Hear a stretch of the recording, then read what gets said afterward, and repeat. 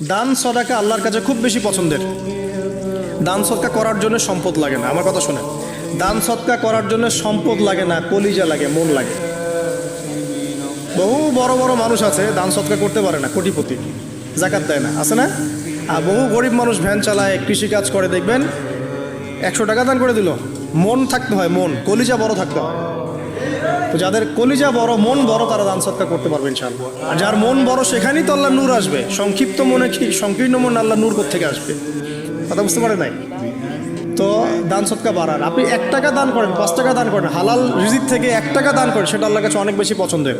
একটা হাদিসে নবী সাল্লাল্লাহু আলাইহি ওয়াসাল্লাম বলেছেন, হালাল উপার্জন থেকে আল্লাহর বান্দারা যখন একটা খেজুরও দান করে, আল্লাহ পাক সেই একটা খেজুরকে আস্তে আস্তে বড় করতে থাকেন, বড় করতে থাকেন, বড় করতে থাকেন। এটা এক পর্যায়ে পাহাড়ের সমান হয়ে যায়। এবং কিয়ামতের মাঠে মানুষ তার দান এবং সাদাকার যে ছায়া, এই ছায়ার নিচে অবস্থান করবে। আপনার বিপদ হয়েছে, দান সদকা করেন, বিপদ দূর হয়ে যাবে ইনশাআল্লাহ। জটিল